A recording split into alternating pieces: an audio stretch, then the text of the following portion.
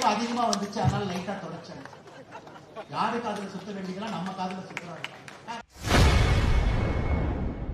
பள்ளிக்கு செல்லும் மாணவர்கள் திருநீர் வைத்து செல்லக்கூடாது என நினைத்தால் நமக்கும் விசிக தலைவர் திருமாவளவனுக்கும் என்ன வித்தியாசம் என பாஜக முன்னாள் தலைவர் அண்ணாமலை ஆவேசமாக கேள்வி எழுப்பியுள்ளார்.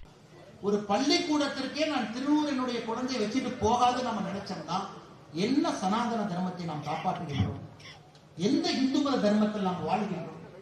ஒரு பெண் குழந்தை பொட்டு வச்சுக்கிட்டு பள்ளிக்கூடத்துக்கு போக முடியுதுன்னா எப்படி அந்த பெண் குழந்தை சனாதன தர்மத்தை காப்பாற்று?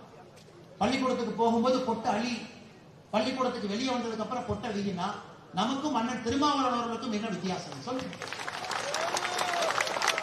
திருமாவளவன் சொல்ற மாதிரி இல்ல வேர்வை அதிகமா வந்துச்சு, அதனால லைட்டா தொடச்சேன். யாரு காதுல சுத்த வேண்டியதெல்லாம் நம்ம காதுல சுத்துறாங்க.